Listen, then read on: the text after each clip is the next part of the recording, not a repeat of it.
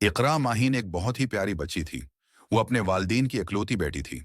वो रोजाना सुबह स्कूल जाती और घर वापस आकर काम काज में अपनी अम्मी का हाथ बटाती।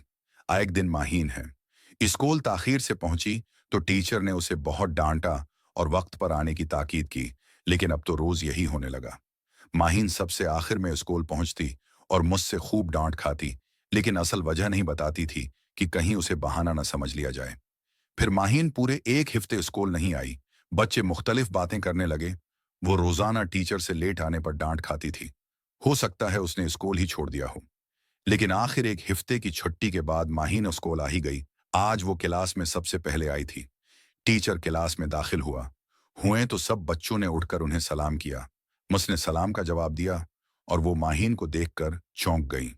उन्होंने माहीन को अपने पास बुलाया और कहा, वैसे तो तुम रोजाना स्कूल देर से आती थी और आज पूरे एक हफ्ते के बाद आई हो।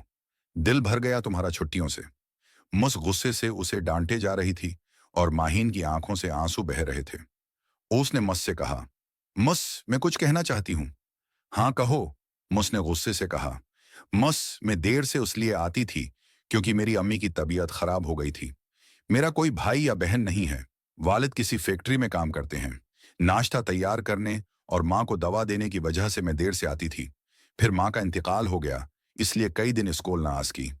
आइंदा हमेशा वक्त पर आया करूंगी क्योंकि अब मैं माँ की खिदमत नहीं कर सकूंगी।